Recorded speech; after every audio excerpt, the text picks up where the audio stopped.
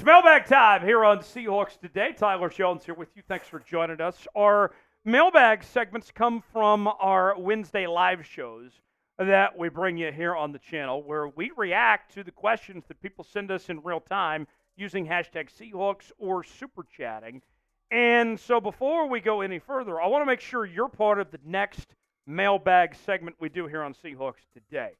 For all the latest happenings on your favorite team, make sure you and your buddies are a part of our next mailbag segment by not just subscribing, but turning on notifications so you never miss a moment. Turn on that bell icon, turn on notifications so you stay up to date, stay locked in, and join us for our next mailbag segment right here on Seahawks Today. Jeff Bezos checking in. Good to see you, Jeff. What are the chances the Seahawks sign Chris Jones? So Chris Jones will hit free agency. I know that he said publicly that he would like to stay with the Kansas City Chiefs, but he was a few drinks in when he said that, so I don't necessarily take a whole lot of stock into that. With that said, Chris Jones is not going to be cheap. I think he is the most underrated player in the National Football League. He is a future first ballot Hall of Famer. He's the second best at his position, only to Aaron Donald. The Seahawks, at the time of this recording, have about $47 million in cap space. They have guys that they would like to sign and like to keep, like Leonard Williams and others. I just don't see them throwing the cash that it takes to pay for Chris Jones. It sounds nice. It's a pipe dream, but a dream at that. Jeff, thanks for the question there, but just don't see it happen. Now, let's ask you guys, should the Seahawks sign Chris Jones? With all that it would take, should they do it? Our pinned comment today, why for yes and for no? Why in the comment section, tell us what you think. For a limited time, we have Seahawks hats on sale now for up to 50% off plus free shipping. These are some of the hats. As you can see, we got the traditional logo, got the throwback logo, got a flat bill, and there's a number of other hats to choose from as well. You can go see for yourself. Chatsports.com/Seahawks hats is where these hats are on sale. Get yours now. Chatsports.com/Seahawks hats. You'll be styling and profiling, rocking out with your hawk out with some of these fantastic hats. Go check them out for yourself. Chatsports.com/Seahawks hats. 50% off on some of the hats. Free shipping as well. Link is in the comments and description of today's video. Michael Penix III writes in, could the Seahawks try to sign Chauncey Gardner-Johnson? Gardner-Johnson, one of the best players in the NFL at his position. The Seahawks certainly could use some help in the defensive back room. But kind of like with Chris Jones, there's going to be a demand for Chauncey Gardner-Johnson's services. I think a lot of people are going to be wanting Michael Penix. Not Michael Penix. Yeah, a lot of people do want Michael Penix. A lot of people are going to be wanting Chauncey Gardner-Johnson. I don't see the Seahawks throwing out the necessary cash to bring him in. He's a heck of a football player. It'd make a lot of sense for Seattle to bring him in, but I would be surprised if they ultimately do so. Should the Seahawks sign Gardner-Johnson? Type S for sign, P for pass. Way in the comment section, let us know what you think if the Seahawks should bring him in or not. Peter writes in, if Seattle doesn't draft one of the top 6 quarterbacks, and how does the idea of drafting Spencer Rattler sound? Oh boy, Peter, you have come to the right place. Spencer Rattler. I've watched his entire career in college, pretty up close and personal, as he played for the Oklahoma Sooners and then transferred to South Carolina. He looked promising his freshman year, taking Oklahoma to a Big 12 championship and won a Cotton Bowl against the Florida Gators. Things were looking up for Spencer Rattler. And then they fell apart pretty fast. They got benched in favor of Caleb Williams. He had a bad attitude about it. He gave up on his team. Goes to South Carolina, was a turnover machine, just really up and down. I think what you're going to see with Spencer Rattler is that he looks the part, right? He is somebody that in a pro day setting, in a combine setting, looks like an elite potential franchise quarterback. In shorts, Spencer Rattler's the guy I'd want. If we were playing 7-on-7 football, Spencer Rattler would be my first overall pick.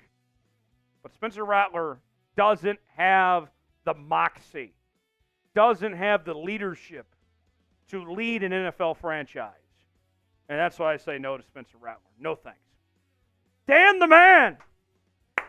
Good to see you, Dan the Man Miller. Bang! With the $20 super chat. Here's a fun question for the fans. And you, what do you think the Seahawks rank on offense and defense by the end of the season? I'm going to be bold and say defense top 5, offense top 10. Dan the Man. Thanks for the super chat, my guy. Let's start with the defense. Defense last year was ranked, what was it, about 27th, 28th, depending on the category. Realistically, I hope they can crack the top 15. Kind of hard to say with knowing that this defense is about to make a lot of changes here to how the group looks. But top 15, I think, should be the goal. As far as the offense goes, I think top 10 is very capable, very within reach. You're going to have an air raid system, which is going to be prone to more scoring, more points. It's going to help out guys like Tyler Lockett and DK Metcalf and JSN really just explode their numbers up a bit. You should see the tight end position more involved. One of the misconceptions about the air raid offense is that you don't run the football, okay? That's fake news. That's a lie, all right? You look at what the Washington Huskies did with their run game last year. Dillon Johnson had over 1,000 yards. He was terrific running the football. Now it's more shotgun runs. They spread you out more, not so much under center, but you still run the football effectively. I think you're going to see the Seahawks offense get a lot out of their run game as well. Dan the Man, thanks for the super chat. I expect a top 10 offense. It's reasonable. Caden Cole from my hometown, Tulsa, Oklahoma. Good to see you, Caden. Much love to the 918. We're talking about Cameron Curl a couple days ago, about him as a potential free agent target. He's a kid from Muskogee, which is outside of Tulsa. I was meaning to bring this up with, I'll say this before I answer this question. With Camden Curl, if the Seahawks are going to sign Cameron Curl from Washington, he lived in Muskogee. For folks that know, if you've come from Muskogee, you've seen some shit. Like, to me, that's a guy I'd want on my football team because he's going to go to war for me. If you survive the streets of Muskogee, Oklahoma, then you'll fit right in the next era of the LOB. Caden writes in, do you think the Seahawks would actually trade up for a quarterback? Really depends on how the board works out. I mean, you know, if Jaden Daniels slips, how do they feel about J.J. McCarthy?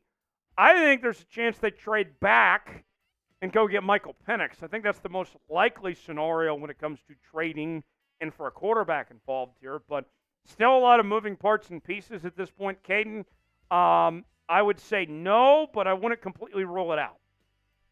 George, with a $20 super chat, bang, says, I feel like it's best for us to wait and get a quarterback draft next season. What do you think? Just hang out with Gino, LOL.